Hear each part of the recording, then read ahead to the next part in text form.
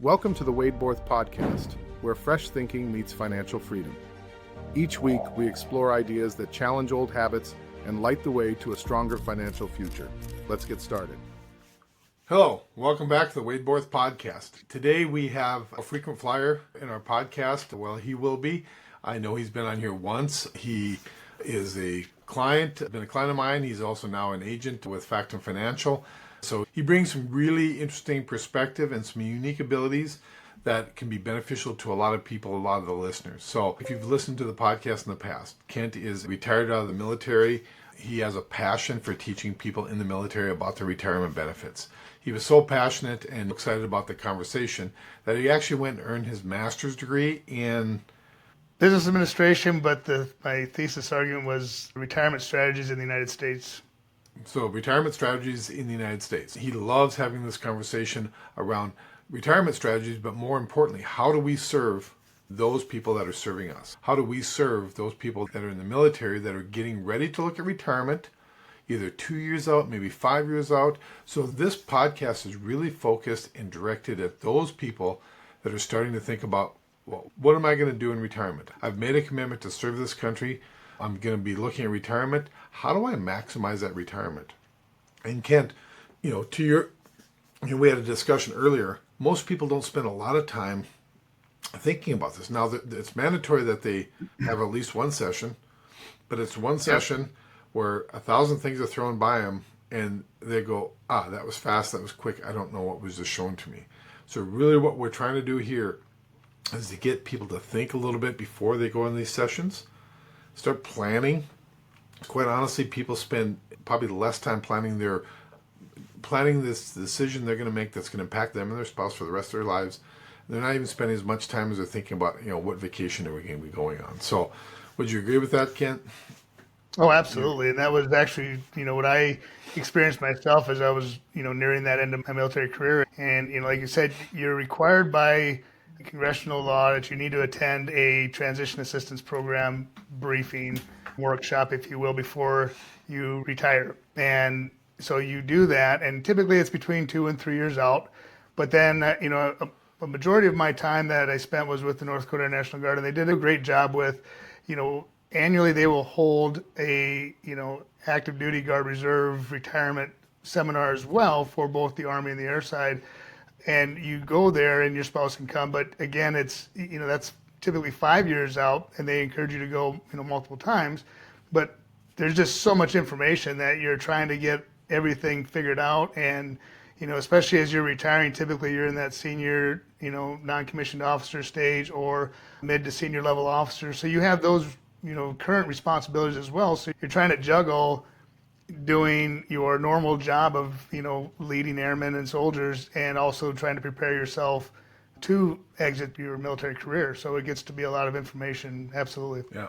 Now, it's different, but there's a lot of similarities. And so yes. I think if somebody's in a position where, hey, I'm a federal employee, I'm listening to this, or, I'm in Minnesota or I'm in a different state, 90% of the conversation, 95% of the conversation is going to be exactly the same thing. It's the same thought process. And all we're really trying to do is get people engaged and thinking about what is the best situation I can put myself and my family in when it comes to retirement. That's what I go with. The federal benefits, the military benefits, the retirement benefits are tremendous. But nobody really gives you guidance of as far as what to do. They don't make recommendations. You went and got educated, you have a strong passion. And so that's really where you're sitting, is you're ready to make recommendations, help people, empower people through education to make an informed decision that will benefit them for the rest of their lives. Exactly. So. Yeah. It helps get them ready so that when they do have to make that decision, they've got enough data to make a really informed decision that best fits their situation, their goals and objectives. Yeah. And it's interesting because, I've been doing this, I've been doing it a long time, and obviously done it from a personal side, a personal standpoint. You went through this process. It doesn't take 80 hours. It doesn't take 100 hours of study. It really just a couple key points, and that's really what we're going to hit on today. There's certain benefits, certain things, and obviously there's always a situation that's going to be a little bit different. So we're just going to run with a simple case study and just make it real simple, real clear that we're going to hit on one point today. And if you got If you get that point, that's probably I would say that's the biggest stone to move in that conversation. There's other stones that we have to address, but that's probably the biggest stone. And that's just really, this idea of how do we take care of our surviving spouse in the event we die, right? What's our sequence? How are we packing our bags? There's an old adage that says how you pack your bags going up this mountain will determine how you can unpack your bags coming down the mountain. And so for somebody in the military, it's like, how important is it to have your most valuable asset at the top of the bag when you get ready to retire? Right. Okay. Well, let's get into this, Kent. I think and we're going to try and explain these numbers as we go through this. It's something that I think a lot of people talk about, but we want to bring some real clarity to this conversation. Then think about, how does this impact you? How important is this to you when it comes to retirement? So if you want to share your screen, for those that are listening, we're going to kind of walk through it so you can listen. And we'll start taking this from the standpoint of how do we move and empower you to put yourself in the best position through education. Okay. So for people that are watching this, I'm going to go through this because I'm the layman here, Kent. So I want you to help me out as I go through this and try to explain this to people, all right? Absolutely. Yep. So really what we're talking about now, we're going to talk, retirement is dependent on a lot of things, but obviously it's dependent on your rank. There's probably some other things maybe in there, but we're going to start with your rank. And now this is a calculation that you can customize for anybody that wants to have a conversation with you, correct? Correct. So, Yep. and if you want to reach out to Kent, his email address is in the show notes, and you can reach out to him, and he'll walk you through. He'll do a customized version of this, particularly for you. So just bear with us if you say, oh, this doesn't apply to me. We understand that. We just want to give you some simple thoughts to start noodling on as you start thinking, how is retirement going to be treating me? Or how do I maximize my retirement? So maybe walk through this real quick with us, Kent, and kind of what you got highlighted there. Sure. So, really the baseline for this visualization, Wade, you put in all of your applicable data that you need. And in this case study, we just took a E7 in the military with a baseline after 20 years. That's the min time that you can collect, your active duty retirement. And given that, there's the new blended retirement system versus the legacy, because that's typically what you're seeing nowadays, as far as who's retiring. So that min time, 20 years of active service, that qualifies you. Then you get 50% of your base pay, which is an average of your last high 3 annual salaries, right? And so in this case, I used the 2024 numbers for that, which was $5,757.90. Now, once you put those numbers in that are highlighted, everything else calculates automatically. So in this case, what that member is going to receive initially that first year, and these are all first year numbers, is their gross pay is going to be $2,878, which is off of that $5,700 mark. So just so I understand again, because I want to make sure I understand. So here's what your average 3 years are for this particular person. So again, I want to make sure that people understand that you might have 23 years in or whatever it might be. So your pay is going to be a little bit different, but the point I would make is like, Dr. Kent, and he'll run this through this program for you. So in this case, we have 57.57 is my base pay, because that's the average 3. And then I'm going to get 50% of that. That's going to give me the $28.78 per month that I'm going to receive. But that's not the rest of the story, is it? No, it's not. So if you elect the survivor benefit plan, and again, there's nothing wrong with that plan. If you elect that plan, that is 6.5% from your gross monthly retire pay, which comes out to that $187 a month. And that's all pre-tax. One of the big pieces there is that comes off of your pre-tax dollars. So I was just going to make a point that, again, this is the protection for your spouse. Correct. What the government is doing is say, hey, we want to protect your spouse. We want you to protect your spouse. And so one way to do it, and this is just the government way to do it, they're saying, hey, we're going to take $187 from this individual, and we're going to put it away for your spouse. Yes. Right. And that's for 30 years. Once you sign up for that and elect that, again, there's a few variables, but it's a 30-year pay program. Yes. So again, this is on a monthly basis, so you just understand that'll be over a 30-year period. Correct. So it's like a mortgage on a house almost. So. Yeah, essentially, yeah. Okay. So then you end up having your gross monthly pay after that premium, which is the $26.91, correct? Correct. Yep. Okay. Yep. That's what you're going to initially see as far as this is what you get to take home, if you will. Yep. But you still have to pay taxes on that now. Yep. And so the reason why we bring the tax situation in is because, again, you can't eat the tax you give to Uncle Sam. So we want to make sure that people understand. And again, we use a 15% tax bracket. And again, it depends on what state you live in. There's a state income tax. I'm not a state tax, but a state income tax potentially.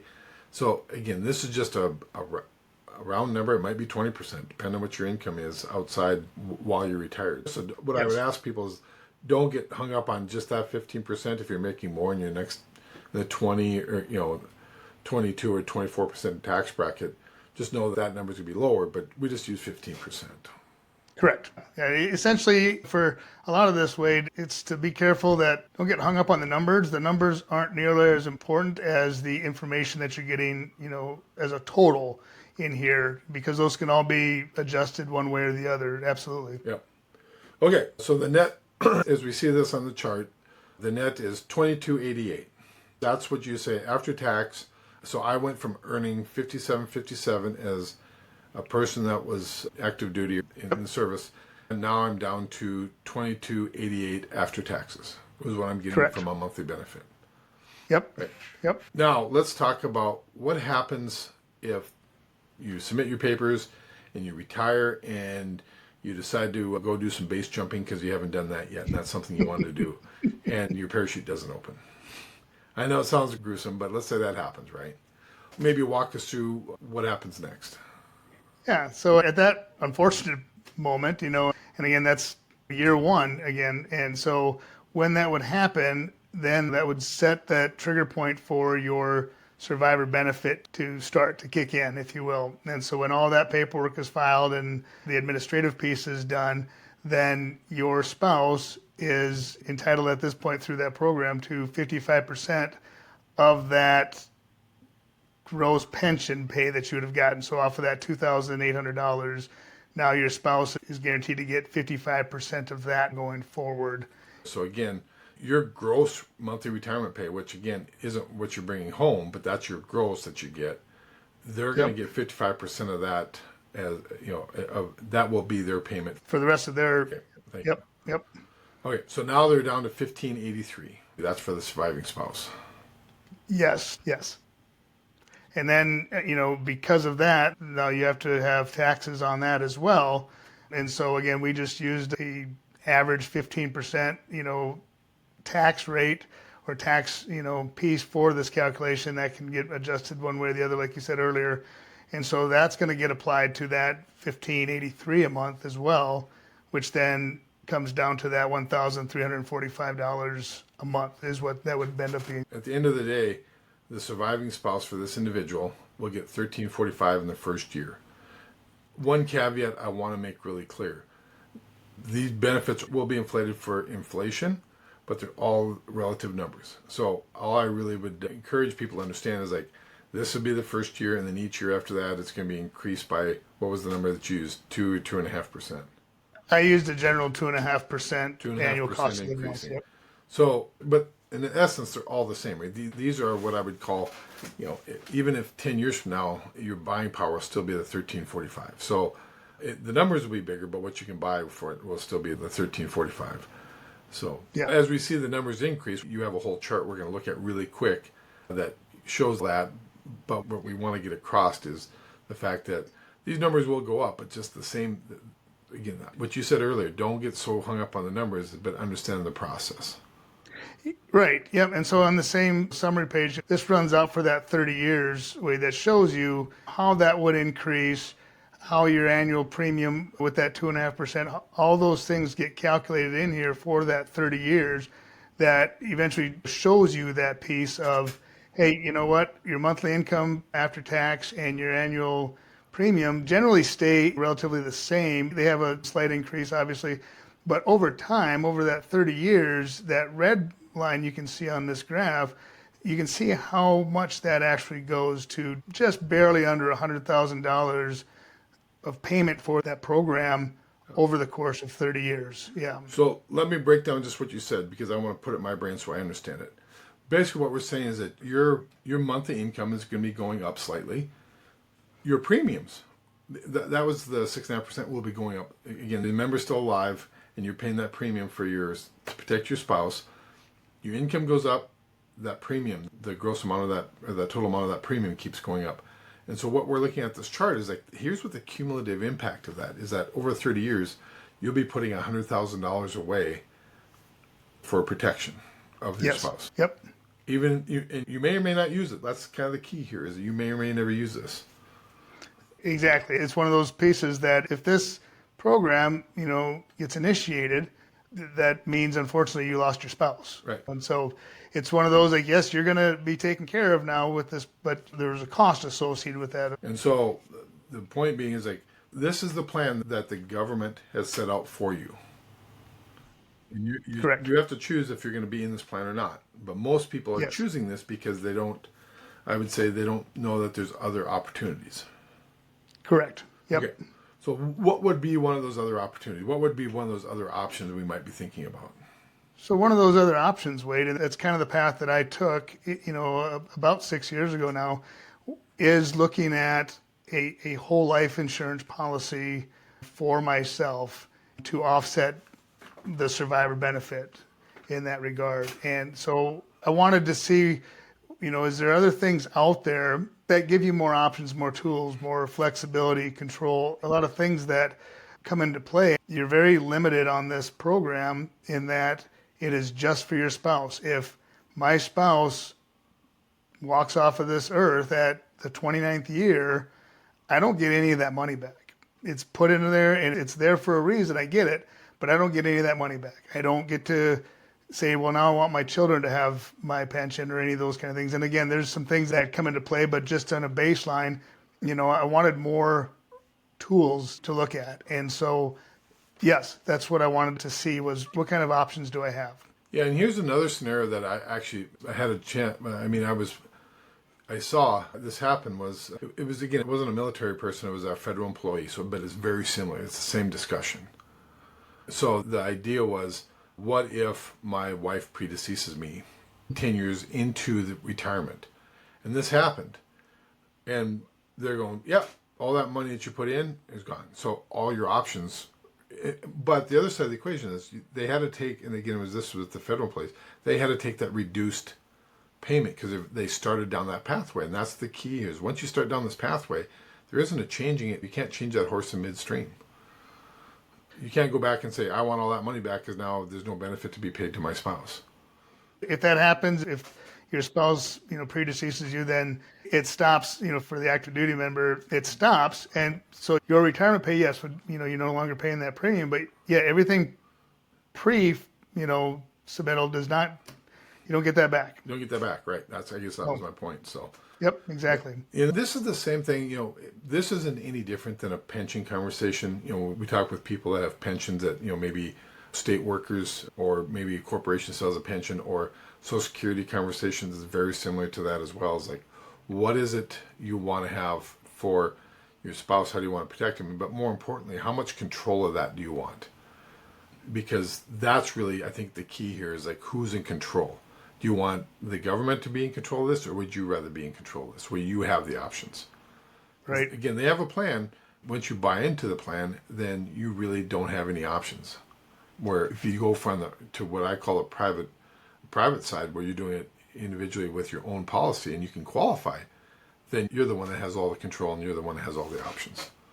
Yes. So, okay. And you hit on something really quick that again, make sure that's clear is when you said to qualify, if you can't, if you're uninsurable, then that's a whole different conversation. This is designed, again, so it's a matter of an election that you take when you retire. You still have to be deemed insurable by the company that you're choosing to go with. Absolutely. Yeah. Yeah, and this is also one of those things that if you start earlier, the better off you are, because again, as you get closer to retirement, everybody gets older. Their health typically gets a little bit less desirable, because that's just the nature of aging, right? So, right, because you can be planning this, you can be working on this 5 years before your retirement date, 10 years before your retirement date. You're not forced to say, hey, I need to wait until the day before. You can do it the day before. You can do it 2 years out. You can do it 5 years out. You can be planning this 10 years out if that's who you are. think so. That's the real Exactly. key. Is like what we're talking about from the private side is that we can be planning this, and so in essence, we have an exit strategy from this position. So I'll let you kind of talk one scenario with this case. Yeah. So one scenario that I put together for this example again is I went and looked at, I used a 40-year-old male in great health who we looked at when we were trying to see, okay, if worst case scenario you graduated year one after retiring, what kind of income replacement would that need to be for your spouse? And so in this case, we looked at a $200,000 policy for that individual, which had, generally speaking, about $2,800 a year is what that premium would be for that policy. And as you can see in the highlighted yellow, for that first year survivor benefit premium was $2,245. Now, I just used a 2.5% annual cost of living adjustment. Again, that's a variable that you don't get to have a crystal ball and know what it's going to be every year, but just looking at generalizations, I used a 2.5% variable in here. And so what that does, Wade, is that it runs it out for 30 years. But here you can see that each year as your annual survivor benefit cost goes up, and with a whole life policy, your premiums are level. They never go up. So whatever they are when you first sign that contract and it goes into force, that's what you're going to be paying the rest of your life. So 50 years from now, it's still going to be that same amount compared to some of those that go up. Now, then that looks at the two and it takes the difference between those as it adds up. In this scenario, at year 10, generally speaking, it actually starts to become cost prohibitive on the survivor benefit compared to your whole life policy. And this then calculates it over into what you'll see here as that visualization, that as your premiums go throughout that, again, that 30-year plan, your whole life premium stays flat, it's level. But again, like I said, in that year 10 is where that cross point comes in on that trajectory where the survivor benefit premium continues to rise over those years. So as we look at this, let me just kind of set the stage. Yes. So just imagine your premium. Now, we were talking monthly before, so we transitioned to annually just so you can have an understanding what this looks like. But the first year, that premium for the benefit that the government has set up for you is $2,245. The premium from your life insurance company, the one that Ken would propose for you, might be, in this case scenario, it was like $2,800. You can go, oh, that's more. Yep, it's more. But what happens is now the next year and the year after that and year after that, that 2245 continues to grow. It starts to compound, actually, is what ends up happening, because it's 2.5% on that premium year after year. So just from a dollar standpoint, a dollar for dollar trade-off, it takes about 8 years, 9 years before there's a crossover point where it's more beneficial to have the whole life policy versus the government style plan. But again, that's just a dollar conversation. Remember, if you want control and if you want options, then you would do your own private plan with Kent. So here's what I mean by that. Let's say 10 years out, let's hit your break even 10 years out. You put as much money in the government plan as you put in the private plan, and your spouse dies. Well, then you could just surrender your whole life policy if you want. Again, that's one option. You can get all or most of your money back. With the government plan, that's not an option. You might say, Right. I'm going to keep this because I want to give a legacy to my children. Or I want to keep this because, there's 1,000 reasons why you might want to keep it. But that's just one thing. And so you might keep the death benefit. Because again, all the government is doing is like, they're forcing you to pay a premium because they're guaranteeing your spouse that same income that the private whole life policy will make. So hopefully that makes sense. Because again, their plan is doing the same thing, but with none of the other additional benefits. Correct. Yeah, absolutely. And that was what I wanted, like I said before, I want to have those options that if, unfortunately my wife passes away before me, well, now what? And now with what I chose for our family and our legacy is now, if I choose to, I can do exactly what you said. I can cash it out. I can, pass the beneficiaries on to my children or my grandchildren. I could give it to a charity. There's a whole litany of things. Plus, you still have the internal mechanics of your policy of that cash value that you can use at any point in time as well. Yeah, that's probably a discussion for a different day. It is, because yes. there's a lot of cash there, and if we can think of ways where we can borrow against that, leverage that to go do other things, but you can't do that with the government plan. You can only do that with Correct. your own private plan. Yep, exactly. Okay, so I think that's the real key is like all these other benefits, right? So you get to choose again because we don't know what life brings. That's the whole part. And then if we get 30 years out, you might say, hey, we're protected. We got a little bit higher payout because we didn't have to pay that premium. We're in great shape. And now you end up with an asset called your life insurance policy with a death benefit and cash value that, again, you can surrender out or you can continue to pay it. And then that might be what you want to have replace all your other assets you're going to spend to your kids. So I think that's the real key. And again, this is where having them, when you have a conversation with Kent or myself, the first thing we're going to ask you is, what is it you want to accomplish? What is it that's the most important thing to you? And how, to what level, right? So, again, these are customized to each individual person. And that's why we really want to get this across. It starts with education and empowerment. And it's not just to sell a product. It's like, how does that fit with what you want to do? Exactly. Yep. Okay. 100%. I'll let you kind of wrap it up here. And then when you're done, again, you can have multiple tabs like this if you're looking to say, well, let's have some different options for your death benefit, and we can run those however many different times you'd like to see as you're getting more and more education and figuring out, you're getting more dialed in on how you want to navigate those waters. And at the end, regardless of how many of these you do on this calculator, we're going to put that into, again, that visualization so then you can see what this all looks like. And in this case, I just had 2 case studies that I did. One that we just went through with that $200,000 death benefit. And then I did run another one with a $500,000 death benefit, just so you can see that you can have multiple examples put into this graph. And then that way you can see with your total survivor benefit premiums compared to your total whole life insurance premiums over, again, that 30-year time span. So we can compare essentially apples to apples.